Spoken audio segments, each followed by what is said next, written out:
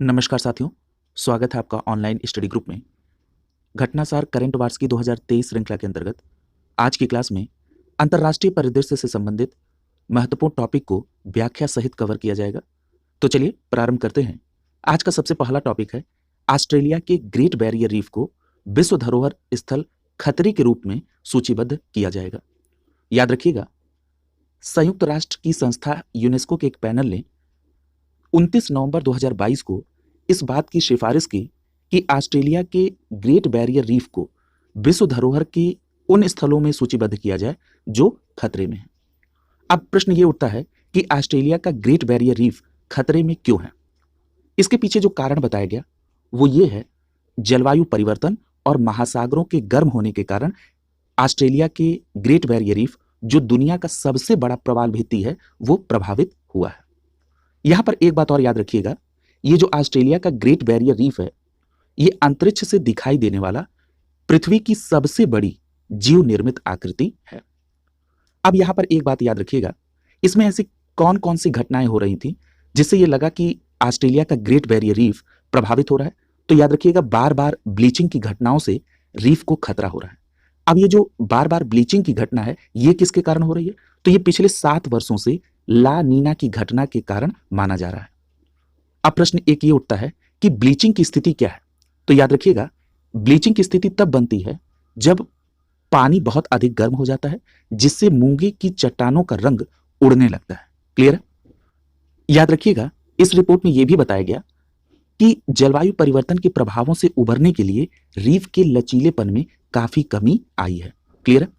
और यदि हम ऑस्ट्रेलिया की सरकार की बात कर लें, तो ऑस्ट्रेलिया सरकार ने रीफ की सुरक्षा के लिए आने वाले वर्षों में $1.2 बिलियन के पैकेज का संकल्प लिया है। अगला टॉपिक देखिए। अगला टॉपिक है ICAO द्वारा जारी विश्व विमानन सुरक्षा रैंकिंग 2022। अब यहां पर प्रश्न उठता है कि ये जो ICAO है, इसका फुल फॉर्म क्या है? तो याद रखिएगा, इसका फुल फॉर्म है इंटरनेशनल सिविल एविएशन ऑर्गेनाइजेशन, यानी इंटरनेशनल सिविल एविएशन ऑर्गेनाइजेशन के द्वारा वैश्विक विमानन सुरक्षा रैंकिंग 2022 जारी की गई है। जो मैंने बताया कि इंटरनेशनल सिविल एविएशन ऑर्गेनाइजेशन, इसको हिंदी में कहते हैं अंतर्राष्ट्रीय नागरिक उड्डयन संगठन। इसके द्वारा दिसंबर 2022 में रिपोर्ट जारी की गई। किसके संदर्भ में? Global aviation safety ranking, Hindi में कह रहे हैं कि वैश्विक विमानन सुरक्षा रैंकिंग। अब इस रैंकिंग में भारत दुनिया के शीर्ष 50 देशों में शामिल हो गया है। यदि हम बात करें प्रमुख सुरक्षा तत्वों के प्रभावी कार्यान्वयन के मामले में भारत की रैंकिंग की, तो भारत की रैंकिंग 48वीं हो गई है। क्लियर है? अगर हम बात कर लें कि भारत किन किन देशों से आगे है, तो इसमें चीन, इजराइल और तुर्की से वो आगे निकलकर उसकी रैंकिंग 48वीं हो गई है। किसमें? ग्लोबल एविएशन सेफ्टी रैंकिंग में। तो यहां पर भारत की रैंकिंग आप 48वीं याद रखेंगे। यदि हम भारत का स्कोर की बात कर लें, तो भारत का स्कोर है 85.49%। 4 साल पहले भारत 102वें स्थान पर था।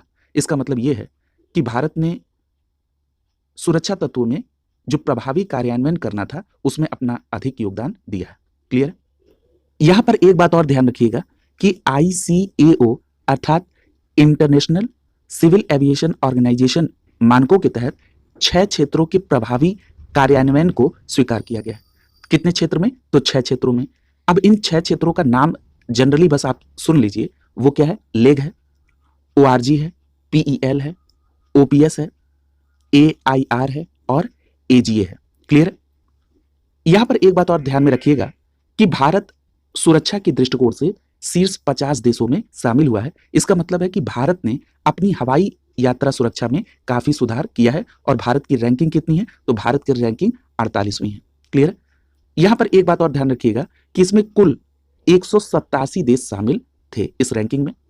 यदि हम बात कर लें ग्लोबल एविएशन रैंकिंग 2022 के शीर्ष देशों की, तो आपको यहां पर टॉप 3 कंट्री के नाम याद रखने हैं। नंबर 1 पर सिंगापुर है, दूसरे नंबर पे UAE है और तीसरे नंबर पर इसमें दक्षिण कोरिया है। क्लियर? तो आपको टॉप 3 कंट्री को याद रखना है ग्लोबल एविएशन रैंकिंग 2022 में। अगला टॉपिक देखिए। अगला टॉपिक है दक्षिण कोरिया की मीना सू चोई मिस अर्थ 2022 चुनी गई है। याद रखिएगा, दक्षिण कोरिया की मीना सू चोई को 19 नवंबर 2022 को कोव मनीला में मिस अर्थ 2022 का ताज पहनाया गया। क्लियर है? तो यहां पर बिल्कुल क्लियर कट याद रखेंगे कि मिस अर्थ 2022 कौन बने हैं? मीना सू चोई। कहां की हैं? दक्षिण कोरिया की हैं। यहां पर एक बात और ध्यान रखिएगा कि यदि पूछा जाए कि मिस फायर 2022 कौन है, तो याद रखिएगा कोलंबिया की एंड्रिया एगुई लेरा। क्या नाम है? एंड्रिया एगुई लेरा मिस फायर 2022 बनी है। मिस वाटर 2022 की बात की जाए तो फिलिस्तीन की नदीन अयूब बनी है। यदि हम बात करें मिस एयर 2022 की, तो ऑस्ट्रेलिया की शेरिडन मोर्टलॉक। क्या नाम है? शेरिडन मोर्टलॉक। ये मिस एयर 2022 बनी है। इसमें आपको सबसे महत्वपूर्ण याद रखना है कि मिस अर्थ 2022 कौन बनी है? मीना सू चोई। याद रखेंगे। यदि हम भारत के दृष्टिकोण से देखें तो याद रखिएगा मिस अर्थ इंडिया 2022 कौन बना है? तो आपका जवाब होगा वंशिका परमार। यानी Vanshika Parmar Miss Earth India 2022 बनी है और वंशिका परमार का संबंध हिमाचल प्रदेश से है। नादौन हमीरपुर हिमाचल प्रदेश की रहने वाली हैं वंशिका परमार। याद रखिएगा जो अभी बताया गया कि मिस अर्थ 2022 का ताज मीना सू चोई को पहनाया गया, किसके द्वारा? तो 2021 की जो मिस अर्थ थी जिनका नाम था डेस्टिनी वैगनर, उन्होंने ये ताज मीना सू चोई को पहनाया है। क्लियर है? तो कई बार आपसे पिछला भी पूछ लिया जाता है, तो याद रखेंगे कि मिस अर्थ 2021 डेस्टिनी वैगनर थी और मिस अर्थ 2022 मीना सू चोई है। अगला देखिए, अगला टॉपिक है फ्रांस के वैज्ञानिकों ने 48,500 साल पुरानी जॉम्बी वायरस को फिर से जिंदा किया। याद रखिएगा फ्रांस के वैज्ञानिकों ने रूस में जमी हुई झील के नीचे दबे 48,500 साल पुराने जॉम्बी वायरस को अब फिर से जिंदा किया है। इसके वायरस के पुनर्जीवित होने के बाद एक नई महामारी की आशंका जताई जा रही है। अब देखिए यहां पर आपको परीक्षा के दृष्टिकोण से बस इतनी बात ध्यान में रखनी है कि ये जो जॉम्बी वायरस के मिलने की बात हो रही है, सबसे पुराना जो है उसका नाम क्या है? तो याद रखिएगा उसका नाम है पेडोरा वायरस येडोमा। यानी इस टॉपिक में आपको केवल दो बातें प्रमुख रूप से याद रखनी है। सबसे पहली बात कि किस देश के वैज्ञानिकों ने 48,500 साल पुराने जॉम्बी वायरस को फिर से जिंदा किया है? तो आपका सीधा जवाब होगा फ्रांस के वैज्ञानिकों ने। और किस देश में जमी हुई झील के नीचे इस जॉम्बी वायरस को पुनर्जीवित किया गया? तो रूस में। और तीसरा महत्वपूर्ण प्रश्न है कि इसमें सबसे पुराना जो वायरस है उसका नाम क्या है? तो पेडोरा वायरस येडोमा। अगला टॉपिक देखिए, अगला टॉपिक है सामूहिक हत्याओं के जोखिम वाले देशों की सूची में भारत 8वें स्थान पर है। याद रखिएगा US think tank early warning project की दिसंबर 2022 में एक रिपोर्ट आई। उस रिपोर्ट में बताया गया कि भारत उन देशों में 8वें स्थान पर है जो 2022 और 2023 में सामूहिक हत्या के लिए सबसे अधिक जोखिम में है। क्लियर है? यानी सामूहिक हत्याओं के जोखिम वाले देशों की सूची में भारत का 8वां स्थान है। और ये किसकी रिपोर्ट में आया है? तो याद रखिएगा यूएस थिंक टैंक है जिसका नाम है अर्ली वार्निंग प्रोजेक्ट। इसमें एक बात और आपको ध्यान में रखना है कि इस रिपोर्ट में कहा गया कि 2022-23 में पाकिस्तान इस सूची में शीर्ष पर है और ये लगातार तीसरी सूची है जिसमें पाकिस्तान शीर्ष पर है। वही दूसरे नंबर पर यमन है, तीसरे नंबर पे म्यांमार है। यदि आप टॉप 3 देश के नाम याद रखें जो सर्वाधिक सामूहिक हत्याओं की जोखिम वाली सूची में है तो आपका इसमें काम चल जाएगा। याद रखिएगा इसमें इथियोपिया 5वें, नाइजीरिया 6वें और अफगानिस्तान 7वें नंबर पर है। लेकिन आपको टॉप 3 स्थान याद रखना है कि पाकिस्तान नंबर 1 पर है, यमन दूसरे नंबर पे है और म्यांमार तीसरे नंबर पे है और भारत की रैंकिंग 8वीं है। अगला टॉपिक देखिए, अगला टॉपिक है state of global water resources report 2021। याद रखिएगा नवंबर 2022 के आखिरी सप्ताह में WMO अर्थात विश्व मौसम विज्ञान संगठन ने अपनी पहली वार्षिक रिपोर्ट जारी की। उस रिपोर्ट का नाम क्या है? State of global water resources report 2021। किसके द्वारा जारी की गई? WMO के द्वारा। यहां पर एक बात याद रखिएगा, इस रिपोर्ट का उद्देश्य क्या है? तो इस रिपोर्ट का उद्देश्य है बढ़ती मांग और सीमित आपूर्ति के युग में वैश्विक ताजे जल के संसाधनों की निगरानी और प्रबंधन का समर्थन करना। क्लियर है? अब याद रखिएगा ये जो रिपोर्ट है ये 3 प्रमुख क्षेत्रों पर केंद्रित है। क्लियर है? कौन सी रिपोर्ट की बात हो रही है? तो ये रिपोर्ट है state of global water resources report 2021 जो कि 3 प्रमुख क्षेत्रों पर है। पहला है धारा प्रवाह, यानी किसी भी समय नदी धारा के माध्यम से बहने वाले जल की मात्रा। दूसरा है स्थानीय जल भंडार, यानी जिसको शॉर्ट फॉर्म में TWS कहते हैं, यानी भूमि सतह पर और उप सतह के सभी जल की मात्रा स्थानीय जल भंडार के अंतर्गत आती है। यदि हम तीसरी की बात कर लें, तीसरा क्षेत्र है हिममंडल, पहाड़ जिन्हें प्राकृतिक वाटर्स के नाम से जाना जाता है। याद रखिएगा, ऐसा अनुमान है कि 9 बिलियन लोगों के लिए नदियों और मीठे जल की आपूर्ति का ये स्रोत है। क्लियर है? इस रिपोर्ट में यह भी बताया गया कि 2001 से 2018 के बीच सभी प्राकृतिक आपदाओं का 74% जल से संबंधित है। क्लियर है? और एक बात और याद रखिएगा कि मिस्र में जो नवंबर 2022 में संयुक्त राष्ट्र जलवायु परिवर्तन सम्मेलन हुआ, जिसको COP27 के नाम से जानते हैं, इसमें सरकारों से अनुकूलन प्रयासों में जल को एकत्रित करने का अनुरोध किया गया और पहली बार कॉप में जल के महत्व के परिणामों को दस्तावेज में संदर्भित किया गया। यानी COP27 में यह पहली बार हुआ जब जल के महत्व के परिणामों को दस्तावेज में संदर्भित किया गया। इस रिपोर्ट में यह भी बताया गया कि 6 अरब लोग ऐसे हैं जो प्रतिवर्ष कम से कम 1 महीने जल तक उनकी अपर्याप्त पहुंच है और ऐसी आशंका है कि 2050 तक ये बढ़कर 5 अरब हो जाएगी। क्लियर है? तो इसको ध्यान में रखेंगे। देखिए, किसी भी टॉपिक में उन्हीं फैक्ट्स को लिया जा रहा है जो परीक्षा के दृष्टिकोण से महत्वपूर्ण है। क्लियर है? अगला टॉपिक है क्यूएस एशिया यूनिवर्सिटी रैंकिंग 2023। याद रखिएगा, एक अंतरराष्ट्रीय रैंकिंग एजेंसी है जिसका नाम है क्वा क्वेरेली साइमंड्स। क्या नाम है? क्वा क्वेरेली साइमंड्स। इस अंतरराष्ट्रीय रैंकिंग एजेंसी ने हाल ही में क्यूएस एशिया यूनिवर्सिटी रैंकिंग 2023 जारी की है, जिसमें एशिया के शीर्ष 50 विश्वविद्यालय की सूची में भारत के भी संस्थान को शामिल किया गया है।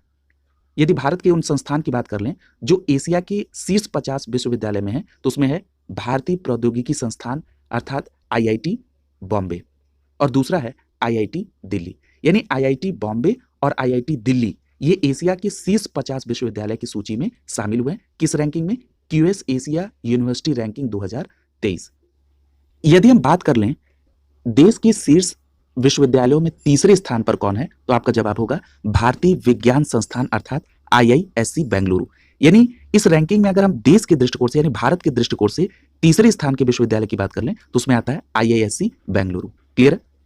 इसके अलावा यदि हम टॉप 200 की सूची में भारत के संस्थानों की बात कर लें तो इसमें कुल 19 ऐसे भारतीय विश्वविद्यालय हैं जो टॉप 200 में आते हैं। यानी आपने अभी तक 2 बातें भारत के संदर्भ में देखी हैं। यदि हम एशिया के शीर्ष 50 विश्वविद्यालय की बात करें तो उसमें टॉप पर आता है आईआईटी बॉम्बे और उसके बाद आईआईटी दिल्ली, इनके नाम हैं। और यदि हम टॉप 3 की बात कर लें तो उसमें तीसरे स्थान पर आईआईएससी बेंगलुरु आता है। क्लियर है? और यदि हम टॉप 200 की सूची में कुल भारतीय विश्वविद्यालय की बात करें तो उनकी संख्या है 19। क्लियर है?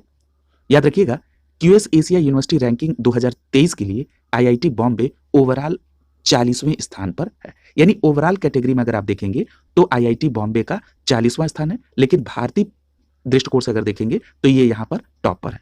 क्लियर है? अब बात कर लेते हैं आईआईटी दिल्ली की। तो आईआईटी दिल्ली ओवरऑल रैंकिंग में ये 46वें स्थान पर है। क्लियर है? अब आ जाइए, जो यहां पर चार्ट दिया गया है जरा इसको देख लीजिए। याद रखिएगा, क्यूएस एशिया यूनिवर्सिटी रैंकिंग 2023 में अभी हमने आपसे बात किया और बताया कि इसमें टॉप 50 में 2 विश्वविद्यालय हैं। पहला है आईआईटी बॉम्बे और दूसरा है आईआईटी दिल्ली। ये भारत के अनुसार ये पहले और दूसरे स्थान पर हैं क्रमशः। यानी अगर ओवरऑल रैंकिंग देखेंगे तो आईआईटी बॉम्बे की 40 है और आईआईटी दिल्ली की 46 है। मैंने बताया था कि बेंगलुरु तीसरे स्थान पर है आईआईएससी, इसकी ओवरऑल रैंकिंग 52वीं है। क्लियर है? अब जरा और ऐसे कौन से विश्वविद्यालय हैं जिनको आपको ध्यान में रखना होगा, तो यहां पर आप देख रहे हैं कि 6वें स्थान पर आईआईटी कानपुर है। जिन लोगों को उत्तर प्रदेश से संबंधित परीक्षाएं देनी है उनको इस स्थान को ध्यान में रखना होगा कि आईआईटी कानपुर जो कि उत्तर प्रदेश में है ये 6वें स्थान पर है भारतीय रैंकिंग के अनुसार, और यदि हम ओवरऑल रैंकिंग में देखें तो ये 66वें स्थान पर है। इसी प्रकार से अगर हम बात कर लें एमटी यूनिवर्सिटी नोएडा की, तो इसकी ओवरऑल रैंकिंग तो 200 है, लेकिन भारतीय संस्थानों में इसकी रैंकिंग 19वीं है। क्लियर? किसकी बात हो रही है? एमटी यूनिवर्सिटी नोएडा की। याद रखिएगा, क्यूएस एशिया यूनिवर्सिटी रैंकिंग 2023 में यदि हम पूछें कि ओवरऑल कैटेगरी में पहले स्थान पर कौन सा संस्थान है, तो याद रखिएगा चीन का विश्वविद्यालय है पेकिंग विश्वविद्यालय। ये किसमें? ये पहले स्थान पर है क्यूएस एशिया यूनिवर्सिटी रैंकिंग 2023 में पेकिंग विश्वविद्यालय चीन। यदि हम दूसरे स्थान की बात कर लें तो दूसरे स्थान पर नेशनल यूनिवर्सिटी ऑफ सिंगापुर है और तीसरे स्थान पर सिंधुआ विश्वविद्यालय चीन है। क्लियर है? तो यहां पर आप टॉप 3 संस्थानों को याद रखेंगे। पहले स्थान पर पेकिंग विश्वविद्यालय चीन, दूसरे स्थान पर नेशनल यूनिवर्सिटी ऑफ सिंगापुर, तीसरे स्थान पर सिंधुआ विश्वविद्यालय चीन इसमें आता है। क्लियर है? अगला टॉपिक है, यूएन द्वारा 18 नवंबर को बाल यौन शोषण दिवस घोषित किया गया। बहुत इंपॉर्टेंट प्रश्न है, इस प्रश्न के बनने की संभावना है। याद रखिएगा, 18 नवंबर को संयुक्त राष्ट्र महासभा के द्वारा बाल यौन शोषण, दुर्व्यवहार और हिंसा की रोकथाम और उपचार के लिए विश्व दिवस के रूप में घोषित किया गया। क्लियर है? तो याद रखेंगे 18 नवंबर को बाल यौन शोषण दिवस के रूप में मनाया जाएगा। इस बात की घोषणा संयुक्त राष्ट्र महासभा के द्वारा की गई। याद रखिएगा, इससे संदर्भित जो प्रस्ताव है वो महासभा ने 7 नवंबर 2022 को मंजूर किया और इस प्रस्ताव को अफ्रीकी देश है जिसका नाम है सिएरा लियोन और नाइजीरिया ने इस प्रस्ताव को रखा था। तो याद रखेंगे, इस प्रस्ताव को किसने रखा था? तो अफ्रीकी देश सिएरा लियोन और नाइजीरिया ने रखा था और 110 से अधिक देशों ने इसका समर्थन किया था। इस नए विश्व दिवस का जो उद्देश्य है वो क्या है? बाल यौन शोषण के आघात के लिए वैश्विक दृश्यता लाना, अर्थात सरकारें इससे लड़ने के लिए अपने अपने स्तर पर कार्रवाई करें। ये मूल उद्देश्य है 18 नवंबर को बाल यौन शोषण दिवस मनाने का। अगला टॉपिक देखिए, यूनेस्को की एक रिपोर्ट आई जिसमें बताया गया कि 2050 तक विश्व की 1/3 ग्लेशियर पिघल जाएंगे। याद रखिएगा, 3 नवंबर 2022 को यूनेस्को ने एक रिपोर्ट जारी की जिसमें बताया कि 2050 तक विश्व के कई ग्लेशियर पूरी तरीके से पिघल जाएंगे। और जो सूची जारी की गई पिघल जाने वाले ग्लेशियर की, उसमें येलोस्टोन और किलिमंजारो नेशनल पार्क समेत कई वैश्विक धरोहर स्थलों के ग्लेशियर उसमें शामिल किए गए। क्लियर है? अब यह प्रश्न उठता है कि ऐसा खतरा क्यों? तो आपका जवाब होगा कि यूनेस्को ने अपनी रिपोर्ट में भी बताया कि जलवायु परिवर्तन की वजह से 50 विश्व धरोहर स्थलों में शामिल 1/3 ग्लेशियर 2050 तक पिघल जाएंगे। देखिए, अभी आपने कुछ टॉपिक पहले ये पढ़ा कि ऑस्ट्रेलिया का ग्रेट बैरियर रीफ भी उन सूची में शामिल किया जा रहा है जो स्थल खतरे में है, और उसका कारण क्या था? जलवायु परिवर्तन और महासागरों के गर्म होने के कारण। क्लियर है? तो यानी जलवायु परिवर्तन के कारण कितना दुष्प्रभाव है आप ये अनेक रिपोर्ट में देख सकते हैं। और यूनेस्को के अनुसार अगर तापमान 1.5 डिग्री सेल्सियस से ज्यादा नहीं बढ़ता है तो स्थलों में शामिल बाकी 2/3 ग्लेशियर को बचाया जा सकता है। क्लियर है? यूनेस्को की रिपोर्ट में हाल ही में हुए शोध में यह भी जानकारी सामने आई है कि ग्लेशियर कार्बन डाइऑक्साइड अर्थात CO2 के उत्सर्जन की वजह से वर्ष 2000 से तेजी से पिघल रहे हैं। क्लियर है? यानी इसके पीछे मुख्य कारण क्या है? CO2, जिसके कारण तापमान में बढ़ोतरी भी हो रही है।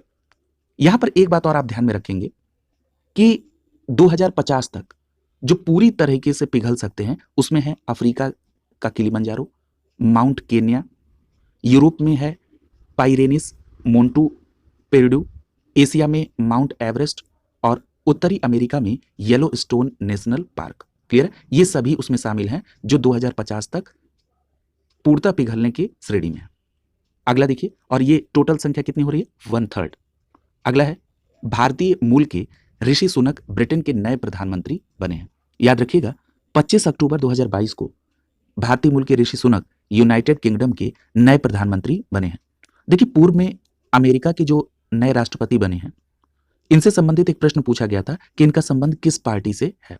तो यहां पर भी आपसे पार्टी का नाम पूछा जा सकता है, तो इसलिए याद रखेंगे कि ऋषि सुनक का संबंध कंजर्वेटिव पार्टी से है और उन्होंने अपनी ही कंजर्वेटिव पार्टी की लीज ट्रस के स्थान पर प्रधानमंत्री पद की शपथ ली है। आपको बता दें कि कंजर्वेटिव पार्टी की लीज ट्रस ने 6 सितंबर 2022 को प्रधानमंत्री पद की शपथ ली थी। अब उनके स्थान पर ऋषि सुनक को यूनाइटेड किंगडम का नया प्रधानमंत्री बनाया गया और प्रधानमंत्री बनने के बाद ऋषि सुनक ने मंत्रिमंडल में कई फेरबदल किए और इसमें बोरिस जॉनसन के नेतृत्व वाली सरकार में डिप्टी प्रधानमंत्री रहे डोमिनिक राव को फिर से उन्होंने उप प्रधानमंत्री अर्थात डिप्टी प्राइम मिनिस्टर बना दिया है। यदि हम ऋषि सुनक की मंत्रिमंडल की बात करें तो इसमें विदेश मंत्री के तौर पर जेम्स क्लेवरली को शामिल किया गया है, वित्त मंत्री के रूप में जेरेमी हंट को शामिल किया गया है और रक्षा मंत्री के रूप में बैन वेलिस को शामिल किया गया है। तो इन नाम को भी आप ध्यान में रखेंगे। यहां पर एक बात और याद रखिएगा कि जब ये चर्चा हो रही है कि ये भारतीय मूल के हैं तो जरा समझिए कि कैसे ऋषि सुनक भारतीय मूल के हैं। तो यहां पर एक दृष्टिकोण और है कि जो ऋषि सुनक है ये इन्फोसिस के सह संस्थापक नारायण मूर्ति के दामाद हैं, यानी कि नारायण मूर्ति की पुत्री अक्षता मूर्ति का विवाह ऋषि सुनक के साथ हुआ है। क्लियर? यहां पर भारतीय मूल का मतलब यह है कि ऋषि सुनक के दादा और दादी भारतीय थे जो कि पंजाब से कीनिया आकर बस गए और वहीं पर यशवीर जो कि ऋषि सुनक के पिता हैं उनका जन्म हुआ और इस प्रकार आप ये कह सकते हैं कि ऋषि सुनक भारतीय मूल के हैं। क्लियर? यहां पर इतना ही इंट्रोडक्शन आपके लिए अनिवार्य है परीक्षा के दृष्टिकोण से। यहां पर एक बात और याद रखिएगा कि यूके के प्रधानमंत्री पद को सुशोभित करने वाले वो पहले हिंदू हैं। कौन? ऋषि सुनक। अगला देखिए, ग्लोबल हंगर इंडेक्स 2022। याद रखिएगा ये जो ग्लोबल हंगर इंडेक्स 2022 है अर्थात विश्व भुखमरी सूचकांक 2022, इसे 15 अक्टूबर 2022 को जारी किया गया था। यहां पर एक बात और आप ध्यान में रखेंगे कि इस बार 2022 में 121 देशों में भारत को 107वां स्थान प्राप्त हुआ है। क्लियर है? तो यानी ग्लोबल हंगर इंडेक्स 2022 में भारत का कौन सा स्थान है? 107वां। यदि हम पिछले वर्ष से तुलना करें तो 2021 में 128 देशों में भारत का स्थान 101वां था और इस वर्ष 121 देशों में भारत का स्थान 107वां है। और यदि हम विगत वर्ष से तुलना करें तो भारत की स्थिति को और खराब बताया गया है। क्लियर है? अगर हम भारत की स्थिति को उसके पड़ोसी देश से कंपेयर कर लें तो भारत को अगर हम उसके पड़ोसी देशों से कंपेयर करते हैं तो भारत की स्थिति केवल अफगानिस्तान से बेटर है। बाकी जितने भी पड़ोसी देश हैं, श्रीलंका, म्यांमार, नेपाल, बांग्लादेश और पाकिस्तान, ये सभी ग्लोबल हंगर इंडेक्स 2022 में भारत से बेटर स्थिति में। भारत केवल अफगानिस्तान से ही बेटर स्थिति में है, यानी भारत की रैंकिंग 107 है और अफगानिस्तान की 109 है। क्लियर है? तो इस बात को भी आप ध्यान में रखेंगे क्योंकि कई बार यहां से भी कंपेयर करके बताया जाता है। आप सभी को पता है कि विकसित देशों को यह सूचकांक इसमें आकलित नहीं किया जाता है। क्लियर है? यहां पर एक बात और ध्यान रखिएगा कि ये जो भूख की स्थिति के आकलन के लिए जो ग्लोबल हंगर इंडेक्स जारी किया जाता है, इसमें जो मान रखा जाता है वो 0 से लेकर 100 के बीच होता है। यदि हम इस सूचकांक में मान के आधार पर देश की बात करें तो जिसका जितना मान 100 से नजदीक में रहेगा वहां पर यह समझ लीजिए कि भूख की स्थिति उतनी अधिक विकराल है। क्लियर? यानी जिनका मान जितना अधिक होगा यह समझ लीजिए कि वहां पर भूख की स्थिति उतनी ही विकराल है। देखिए यहां पर एक नीचे चार्ट दिया गया है जिसमें हंगर इंडेक्स का मान है और उसके बगल में भूख की स्थिति को दिखाया गया है। मान लीजिए कि किसी का क्राइटेरिया यदि 0 से लेकर 9.9 तक है तो उसको लो कैटेगरी में दिखाया गया है। यदि 10 से लेकर 19.9 तक है तो इसको मॉडरेट लेवल बताया गया है। यदि स्थिति 20 से लेकर 34.9 के मान की है तो उसको सीरियस दिखाया गया है। 35 से लेकर 49.9 तक के मान को अलार्मिंग सिचुएशन दिखाया गया है और 50 से अधिक मान वाले को एक्सट्रीमली अलार्मिंग सिचुएशन में रखा गया है। क्लियर? इसको भी आप ध्यान में रखेंगे। यदि हम भारत की स्थिति को देख लें तो उसके पहले ये देख लीजिए कि जो 2022 की रिपोर्ट आई है उसमें 49 देश ऐसे हैं जो जिसका इसमें 9.9 से कम मान है। ठीक है? यानी 9.9 से कम मान वाले इस रिपोर्ट में 49 देश हैं। ठीक है? अब इसमें कौन कौन शामिल हैं ये आप ध्यान में रखना काफी टफ है, इसलिए इसमें हम मोटे मोटे चीजों को रख रहे हैं। यदि हम बात कर लें मॉडरेट लेवल की, अभी आपने लो कैटेगरी को देख लिया कि 49 कंट्रीज में शामिल है जो कि 9.9 से कम में है। अगर हम मॉडरेट स्थिति की बात कर लें जिसको वहां पर दिखाया गया था कि जिनका मान 10 से लेकर 19.9 तक है, इसमें 36 देश शामिल है। क्लियर? तो इतनी बात को ध्यान में रखेंगे। अब आइए भारत के संदर्भ की बात कर लेते हैं। भारत सहित 31 देश ऐसे हैं जिनको ग्लोबल हंगर इंडेक्स में 20 से लेकर 34.9 के बीच में रखा गया है। यानी किस कैटेगरी में हो गए? ये लोग सीरियस कैटेगरी में हैं। आप सभी को पता है कि 20 से लेकर 34.9 तक सीरियस कैटेगरी है। ठीक है? यानी गंभीर श्रेणी में रखा गया है। भारत का जो अंक है वो क्या है? 29.1 है। क्लियर है? और उसकी रैंकिंग कितनी है? 107वीं। क्लियर? तो इतनी बात आप यहां पर भारत के संदर्भ में याद रखेंगे। याद रखिएगा कि इस वर्ष कुल मिलाकर 9 देश ऐसे हैं जिनको 35.5 से 49.9 के बीच के कैटेगरी में रखा गया है, अर्थात उनको अलार्मिंग कैटेगरी में शामिल किया गया है। ऐसे कितने देश हैं? 9 देश हैं। क्लियर है? ये भी फैक्ट आप यहां पर याद रखेंगे। याद रखिएगा 2022 की इस रिपोर्ट में, हाँ, यहां पर यमन का जो स्थान है वो 121वां स्थान है, ये यहां पर आप ध्यान रखेंगे। उसके ऊपर 120वां स्थान अफ्रीकी गणराज्य का है। क्लियर? यहां पर एक बात और ध्यान में रखिएगा कि ये जो 2022 की रिपोर्ट है, इस 2022 की रिपोर्ट में किसी भी देश को एक्सट्रीमली अलार्मिंग सिचुएशन में नहीं रखा गया है। क्लियर है? यानी 2022 की सूची में किसी भी देश को ग्लोबल हंगर इंडेक्स में 50 या उससे अधिक की कैटेगरी में शामिल नहीं किया गया है। ठीक है, अब आइए भूख की स्थिति को मापने के पैरामीटर की बात कर लें। तो याद रखिएगा, भूख की स्थिति को मापने के लिए जो आधार वो 4 पैरामीटर हैं। क्लियर है? यहां पर 4 मापदंडों पर बात करने से पहले एक बात और आपको ध्यान में रखना है कि ये जो ग्लोबल हंगर इंडेक्स रिपोर्ट है, अब इसे 2 गैर सरकारी संगठनों के द्वारा जारी किया जाता है। पहले संस्था का नाम है वेल्थुंगर हिल्फ। देखिए, कई जगह किताबों में इसका प्रोनाउंसिएशन वेल्थ हंगर हिल्फ लिखा हुआ है। आप यहां पर देख रहे हैं टी के बाद केवल एक एच है, इसलिए इसका प्रोनाउंसिएशन वेल्थ हंगर हिल्फ की जगह पर वेल्थुंगर हिल्फ सही है। क्लियर है? ये एक जर्मनी का संगठन है और दूसरे संगठन का नाम है कंसर्न वर्ल्ड वाइड, जिसका संबंध आयरलैंड से है। अब इन 2 गैर सरकारी संगठनों के द्वारा ग्लोबल हंगर इंडेक्स जारी किया जाता है।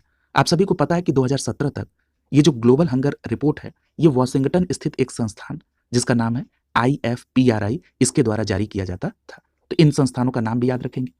अब बात करते हैं उन 4 मापदंडों की जिसके आधार पर इस सूचकांक का आकलन किया जाता है। इसमें पहला है अंडर न्यूट्रिशन, दूसरा है चाइल्ड वेस्टिंग, तीसरा है चाइल्ड स्टंटिंग और चौथा है चाइल्ड मॉर्टेलिटी। ठीक है, इन 4 मापदंडों के आधार पर इस सूचकांक को तैयार किया जाता है। यहां पर कुछ बातों को और ध्यान में रखिए।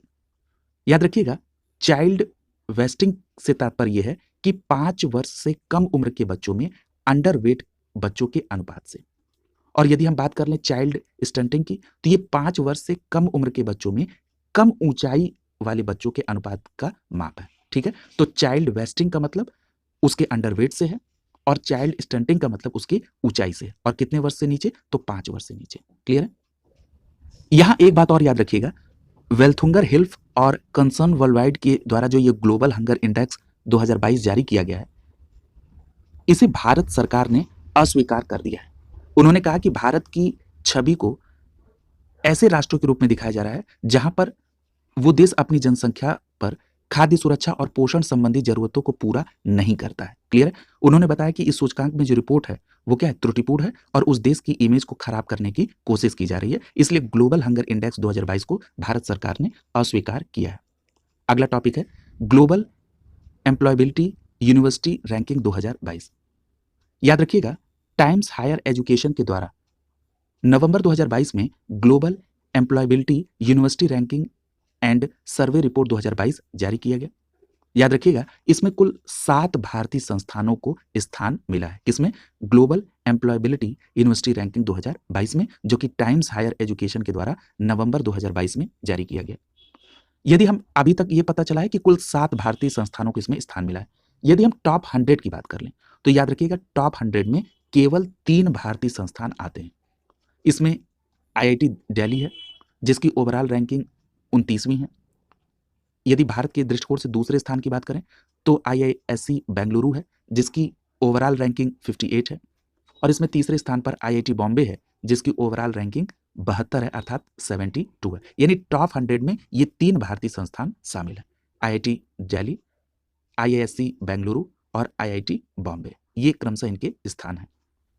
यदि हम इस रैंकिंग में टॉप पर स्थित उस संस्थान की बात कर लें तो उसका नाम है मैसाचुसेट्स इंस्टीट्यूट ऑफ टेक्नोलॉजी, जिसको शॉर्ट फॉर्म में MIT के नाम से जाना जाता है। इसको इस बार ग्लोबल एम्प्लॉयबिलिटी यूनिवर्सिटी रैंकिंग में शीर्ष स्थान मिला है। क्या नाम है? Massachusetts institute of technology. Clear है? याद रखिएगा, यहीं अगर हम दूसरे और तीसरे स्थान की बात कर लें तो इसमें दूसरे स्थान पर कैलिफोर्निया इंस्टीट्यूट ऑफ टेक्नोलॉजी है और तीसरे स्थान पर हार्वर्ड विश्वविद्यालय आ रहा है। क्लियर? यानी टॉप 3 संस्थानों की बात कर लें तो मैसाचुसेट्स इंस्टीट्यूट ऑफ टेक्नोलॉजी इसमें टॉप रैंकिंग पर है, दूसरे रैंकिंग पर कैलिफोर्निया इंस्टीट्यूट ऑफ टेक्नोलॉजी है और तीसरे स्थान पर हार्वर्ड यूनिवर्सिटी है। इतनी बात आपको ग्लोबल एम्प्लॉयबिलिटी यूनिवर्सिटी रैंकिंग 2022 में याद रखनी है। क्लियर है? अगला देखिए, अगला है Times Higher Education World University Ranking 2023। Clear है? देखिए, ये भी रैंकिंग टाइम्स हायर एजुकेशन के द्वारा ही जारी की गई है। अभी आपने जो पिछली रैंकिंग देखी थी वो थी ग्लोबल एम्प्लॉयबिलिटी यूनिवर्सिटी रैंकिंग 2022 और ये है वर्ल्ड यूनिवर्सिटी रैंकिंग 2023। ये भी टाइम्स हायर एजुकेशन के द्वारा जारी की गई अक्टूबर 2022 में। याद रखिएगा, टाइम्स हायर की इस वर्ष की रैंकिंग में रिकॉर्ड 75 भारतीय संस्थान शामिल हुए हैं। जो पिछले वर्ष के 71 से अधिक हैं। यानी पिछले वर्ष 71 थे, इस बार इसमें 75 भारतीय संस्थान शामिल हुए।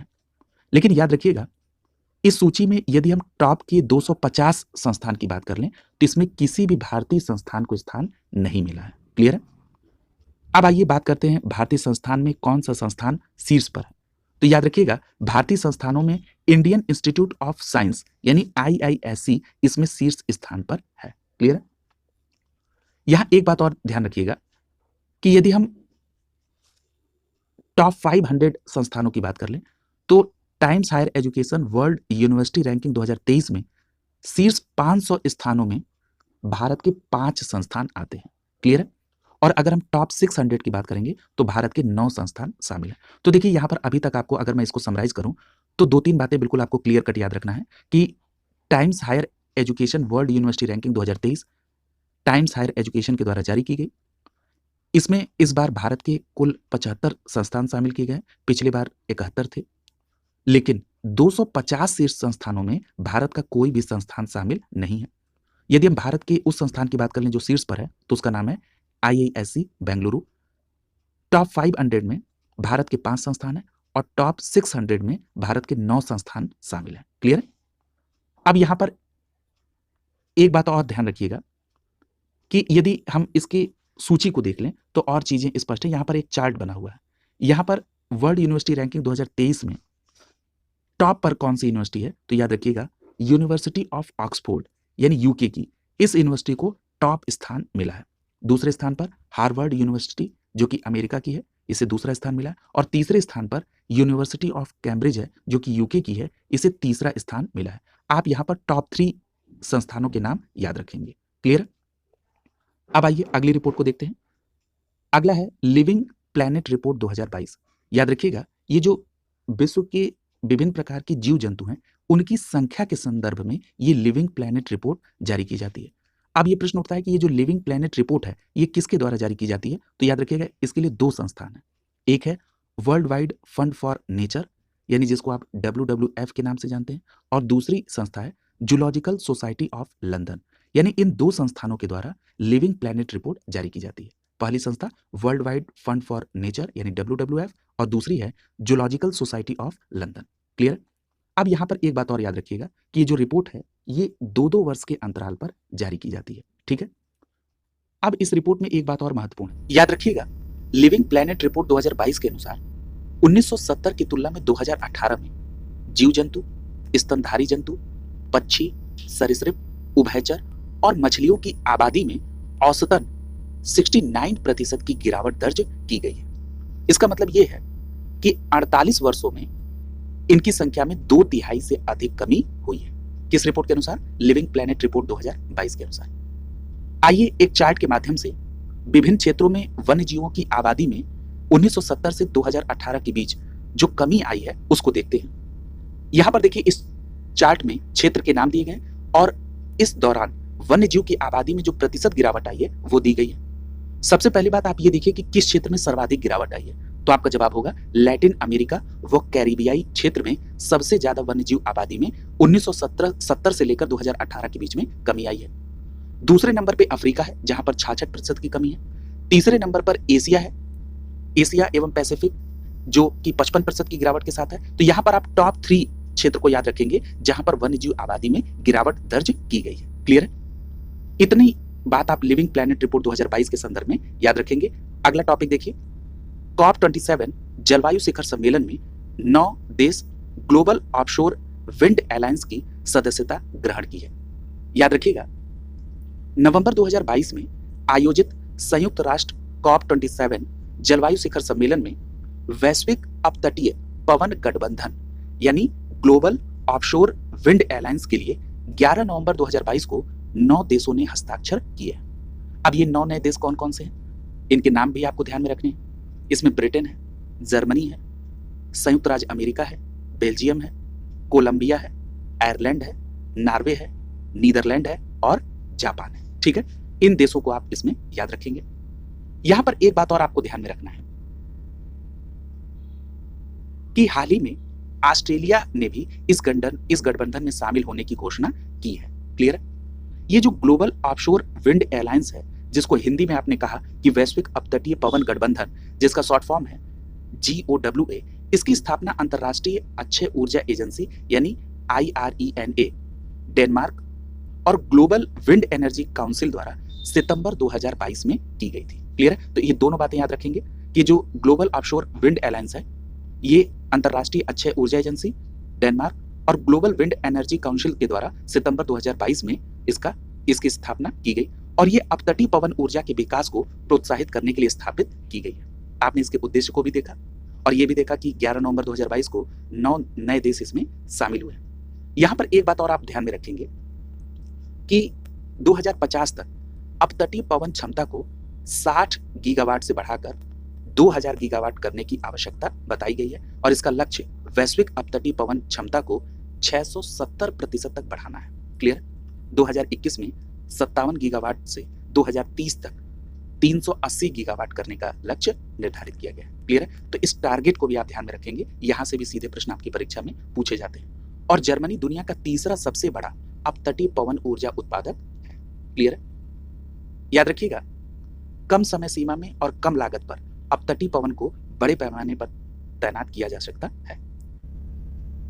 अगला टॉपिक है, पुष्प कमल दहल प्रचंड ने नेपाल में तीसरी बार प्रधानमंत्री पद की शपथ ली है। याद रखिएगा, नेपाल में पुष्प कमल दहल प्रचंड ने 26 दिसंबर 2022 को तीसरी बार प्रधानमंत्री पद की शपथ ली है। नेपाल के राष्ट्रपति विद्या देवी भंडारी ने उन्हें शपथ दिलाई।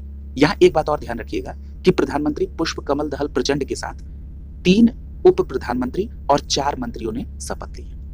आप सभी को पता है कि ये जो पुष्प कमल दहल प्रचंड है, ये CPN माओइस्ट सेंटर के अध्यक्ष हैं और नई सरकार बनने पर उन्होंने कहा कि देश की आर्थिक विकास के लिए भारत और चीन के संबंधों में वो संतुलन बनाकर चलेंगे। आप सभी को पता है कि पुष्प कमल दहल प्रचंड चीन के समर्थक माने जाते हैं और इस बार उन्होंने जो नया गठबंधन बनाया है वो कम्युनिस्ट यूनिफाइड मार्क्सिस्ट लेनिनवादी यानी UML पार्टी के साथ और अन्य 5 छोटे छोटे समूहों के साथ मिलकर इस बार उन्होंने सरकार बनाई है। याद रखिएगा, नेकपा से विष्णु पैडले, माओवादी केंद्र से नारायण काजी श्रेष्ठ और राष्ट्रीय स्वतंत्र पार्टी के अध्यक्ष रवि लामिछाने ये उप प्रधानमंत्री बने। मैंने अभी आपको स्टार्टिंग में ही ये बताया था कि प्रधानमंत्री पुष्प कमल दहल प्रचंड के साथ 3 उप प्रधानमंत्री बने हैं। इन तीनों उप प्रधानमंत्री के नाम आपको याद रखने हैं। मैं एक बार और रिपीट कर दे रहा हूं, ये इंपॉर्टेंट है। नेकपा के विष्णु पैडले, माओवादी केंद्र से नारायण काजी श्रेष्ठ और राष्ट्रीय स्वतंत्र पार्टी के अध्यक्ष रवि लामिछाने ये उप प्रधानमंत्री बने हैं। यहां पर इतनी बात आपको यहां पर ध्यान में रखनी है। यहां एक बात और याद रखिएगा, पैडले को वित्त मंत्रालय दिया गया है, श्रेष्ठ को भौतिकी पूर्वाधार और लामिछाने को गृह मंत्रालय की जिम्मेदारी दी गई है। क्लियर है? यहां पर एक बात और आपको ध्यान में रखना है कि जो प्रचंड साहब नेपाल के पहली बार प्रधानमंत्री बने थे वो 2008 में बने थे और इस बार जो वो नेपाल के प्रधानमंत्री बने हैं उनका कार्यकाल 2.5 वर्ष का होगा। जो समझौता हुआ है पार्टियों में उसके अनुसार 2.5 साल तक प्रचंड साहब प्रधानमंत्री रहेंगे और उसके बाद 2.5 वर्ष के बाद KP शर्मा ओली नेपाल के प्रधानमंत्री बनेंगे। अगला टॉपिक है संघाई सहयोग संगठन का 22वां शिखर सम्मेलन 2022। याद रखिएगा, संघाई सहयोग संगठन जिसको आप संक्षिप्त में SCO के नाम से जानते हैं, इसका 22वां क्षेत्रीय शिखर सम्मेलन 2022 में 15 से 16 सितंबर के बीच उज्बेकिस्तान के समरकंद में आयोजित किया गया। यहाँ ये बात भी आप याद रखेंगे कि भारत की तरफ से प्रतिनिधित्व प्रधानमंत्री नरेंद्र मोदी ने किया था। याद रखेंगे, ये 22वां क्षेत्रीय शिखर सम्मेलन 2022 में हुआ था। कहां पर? उज्बेकिस्तान के समरकंद में। SCO की बात हो रही है। यहाँ पर एक बात और याद रखिएगा कि इस शिखर सम्मेलन में प्रधानमंत्री नरेंद्र मोदी ने SCO सदस्य देशों के साथ अलग से भी द्विपक्षीय वार्ता की। इसमें कौन कौन है? इसमें रूस के राष्ट्रपति व्लादिमीर पुतिन है, तुर्की के राष्ट्रपति तैयब एर्दोगन है और उज्बेकिस्तान के राष्ट्रपति शौकत मिर्जियोयेव भी शामिल है। इतनी बात आप यहाँ पर संघाई सहयोग संगठन के 22वें शिखर सम्मेलन जो कि उज्बेकिस्तान के समरकंद में हुआ याद रखेंगे। अगला टॉपिक है वाराणसी SCO की पहली सांस्कृतिक एवं पर्यटन राजधानी बनी है। याद रखिएगा, 16 सितंबर को संघाई सहयोग संगठन यानी SCO ने वाराणसी शहर को पहली सांस्कृतिक एवं पर्यटन राजधानी घोषित की है। ये फैक्ट बहुत इंपॉर्टेंट है, आप याद रखेंगे। SCO के नेताओं ने वाराणसी को 2022-23 के लिए समूह की पहली पर्यटन एवं सांस्कृतिक राजधानी के रूप में समर्थन किया है। याद रखिएगा, अगर हम समरकंद घोषणा की बात करें, संघाई सहयोग संगठन के सदस्य देशों ने शिखर सम्मेलन में जो मुख्य दस्तावेज अपनाया उसको समरकंद घोषणा के नाम से जाना जाता है। इसमें क्षेत्रों में आपसी सहयोग के बारे में चर्चाएं हुई और उनको आधिकारिक तौर पर समरकंद घोषणा के नाम से स्वीकार किया गया। आपसे यह भी प्रश्न पूछा जा सकता है कि हाल ही में चर्चा में रहा समरकंद घोषणा का संबंध किससे है, तो आपका सीधा जवाब हो जाना चाहिए कि संघाई सहयोग संगठन के 22वें क्षेत्रीय शिखर सम्मेलन से संबंधित है। अब इसका नाम समरकंद घोषणा क्यों पड़ा? क्योंकि अभी आपने पढ़ा था कि इसका आयोजन उज्बेकिस्तान के समरकंद में हुआ था। क्लियर है? अगला देखिए, यहाँ पर एक बात और महत्वपूर्ण है जहां से आपकी परीक्षा में प्रश्न बनने की पूरी संभावना है कि भारत को मिली एससीओ 2023 की मेजबानी। याद रखिएगा, भारत 2023 में एससीओ शिखर सम्मेलन की मेजबानी करेगा। जिस एससीओ शिखर सम्मेलन की मेजबानी 2022 में उज्बेकिस्तान के समरकंद में हुई, उसकी 2023 में मेजबानी भारत करेगा। तो ये कौन सा शिखर सम्मेलन होगा? तो याद रखिएगा, ये एससीओ का 23वां क्षेत्रीय शिखर सम्मेलन होगा। क्लियर है? और भारत इसकी अध्यक्षता किससे प्राप्त करेगा? तो उज्बेकिस्तान से प्राप्त करेगा। ये बहुत महत्वपूर्ण फैक्ट है, यहां से प्रश्न पूछे जाने की पूरी संभावना है। याद रखिएगा, इस वक्त एससीओ के अगर सदस्य देशों की बात कर लें तो इनकी संख्या 8 है। पिछले वर्ष तुर्की को 9वां सदस्य बनाने की बातचीत हुई थी। बेलारूस भी पूर्णकालिक सदस्य बनना चाहता है। आपको यहां पर बता दें कि बेलारूस पर्यवेक्षक के दर्जे के तौर पर इस समय एससीओ में है और वो एससीओ का पूर्णकालिक सदस्य बनना चाहता है। यहां पर एक बात और आप ध्यान में रखेंगे कि ये जो 8 सदस्य हैं एससीओ के, इसमें भारत है, चीन है, रूस है, पाकिस्तान है, कजाकिस्तान है, किर्गिस्तान है, ताजिकिस्तान है, उज्बेकिस्तान है। और जो देश पर्यवेक्षक के तौर पर हैं उनकी संख्या 4 है। वो कौन कौन से हैं? अफगानिस्तान है, बेलारूस है, ईरान है और मंगोलिया है। यहां पर एक फैक्ट और इंपॉर्टेंट है कि यदि आपसे ये पूछा जाए कि इसमें संवाद भागीदार राष्ट्र कितने हैं, यानी कि डायलॉग पार्टनर कितने हैं संघाई सहयोग संगठन में, तो आपका जवाब होगा 6। इसमें अजरबैजान है, आर्मेनिया है, कंबोडिया है, नेपाल है, तुर्की है, श्रीलंका है। क्लियर है? और अभी आपने पढ़ा था कि तुर्की को 9वें सदस्य के रूप में बनाए जाने की बात हुई है। अगला टॉपिक देखिए, मानव विकास सूचकांक 2021-22। याद रखिएगा, 8 सितंबर 2022 को संयुक्त राष्ट्र विकास कार्यक्रम अर्थात UNDP, United Nation Development Programme के द्वारा मानव विकास सूचकांक 2021-22 जारी किया गया। और ये जो मानव विकास सूचकांक 2021-22 है, इसमें भारत 191 देशों में 132वें स्थान पर है। याद रखिएगा, पिछले वर्ष भारत का स्थान 131वां था। तो ये बहुत इंपॉर्टेंट प्रश्न है। यहाँ पर आपको 2-3 बातें ध्यान में रखनी है। सबसे बेसिक बात आपसे ये पूछी जा सकती है कि जो मानव विकास सूचकांक है, यानी United nation human development index जो है, ये किसके द्वारा जारी होता है? तो आपका जवाब होगा यूएनडीपी अर्थात यूनाइटेड नेशन डेवलपमेंट प्रोग्राम के द्वारा। याद रखिएगा, इस वर्ष भारत का स्थान कौन सा है? तो 132वें स्थान पर है कुल 191 देशों में। पिछले वर्ष कितना था? तो 131वां। क्लियर है? यहाँ पर एक बात और आप ध्यान में रखेंगे कि ये जो रिपोर्ट आई है, इस रिपोर्ट में भारत के मानव विकास मूल्य के लिए कोविड के साथ साथ यूक्रेन रूस विवाद और जलवायु परिवर्तन को इसमें जिम्मेदार माना गया है। और इसमें 2021-22 में जो इसका स्थान है, जो इसका मान है, वो गिरकर कितना हो गया है? 0.633। याद रखेंगे, यानी कि जो एसडीआई मान है वो कितना हो गया भारत का 21-22 में? 0.633। और 2020 में कितना था? ये 2020 में 0.645 था, यानी जिसमें गिरावट आई है। और इस नए विश्लेषण के अनुसार इस कमी ने देश को मध्यम मानव विकास श्रेणी में रखा है। क्लियर है? तो ये डेटा भी आप यहाँ पर याद रखेंगे। क्लियर? यहाँ पर एक बात और याद रखिएगा कि यूएनडीपी की मानव विकास सूचकांक रिपोर्ट 2021-22 में शीर्ष स्थान पर कौन है? तो याद रखिएगा, शीर्ष स्थान पर स्विट्जरलैंड है। और सबसे अंतिम स्थान किसका है, यानी न्यूनतम स्थान किसका है? तो दक्षिणी सूडान का। और भारत का स्थान कौन सा आपने पढ़ा है? तो याद रखिएगा, भारत का स्थान इसमें 132वां है इसमें। क्लियर? यदि हम टॉप 10 देश की बात कर लें सूचकांक में, तो यहाँ पर आपको केवल टॉप 3 देश के नाम प्रमुख रूप से याद रखने हैं। इसमें नंबर 1 पर स्विट्जरलैंड है, दूसरे नंबर पे नॉर्वे है, तीसरे नंबर पे आइसलैंड है। यदि आप बहुत ज्यादा याद रखना चाहते हैं तो टॉप 5 याद रख सकते हैं। हांगकांग चौथे नंबर पे और 5वें नंबर पे ऑस्ट्रेलिया है। भारत का स्थान जरूर याद रखेंगे। भारत इस वर्ष 132वें स्थान पर है और पिछले वर्ष कितना था? 131। अगला देखिए, याद रखिएगा, भारत के अगर हम पड़ोसी देशों से तुलना कर लें तो भारत के पड़ोसी देश चीन, भूटान, बांग्लादेश और श्रीलंका ये रैंकिंग में भारत से ऊपर है। क्लियर है? किस रैंकिंग की बात हो रही है? मानव विकास सूचकांक, यानी United nation human development index की। इसमें चीन, भूटान, बांग्लादेश, श्रीलंका, भारत से ऊपर है और भारत से नीचे कौन कौन है? नेपाल, पाकिस्तान और म्यांमार। इस फैक्ट को भी आप यहाँ पर याद रखेंगे। क्लियर है? और सबसे लास्ट में कौन है? तो यहाँ पर दक्षिणी सूडान सबसे लास्ट में है। लास्ट के अगर 3 देश को देख लें तो दक्षिणी सूडान 191 नंबर पे, 190 पे चाड है और 189 पर नाइजर है। क्लियर? याद रखिएगा, ये जो रैंक है ये किसी देश के स्वास्थ्य, शिक्षा और औसत आय की स्थिति को दर्शाता है। क्लियर है? तो याद रखेंगे। और ये कितने मापदंडों पर मापा जाता है? तो याद रखिएगा, ये 4 मापदंडों पर मापा जाता है। यहां से भी प्रश्न आपके यहाँ पूछा गया। तो जो मानव विकास सूचकांक 4 मापदंडों पर मापा जाता है वो कौन कौन से हैं? तो जन्म के समय, जीवन प्रत्याशा, स्कूली शिक्षा के औसत वर्ष, स्कूली शिक्षा के अपेक्षित वर्ष और प्रति व्यक्ति सकल राष्ट्रीय आय अर्थात GNI। इन 4 मापदंडों के आधार पर इसे मापा जाता है।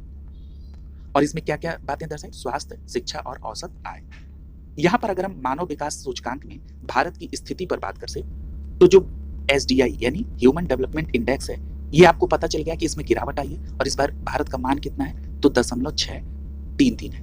ये जो गिरावट आई है उसमें कारण क्या हो सकता है? तो जन्म के समय गिरती जीवन प्रत्याशा इसके लिए जिम्मेदार हो सकती है।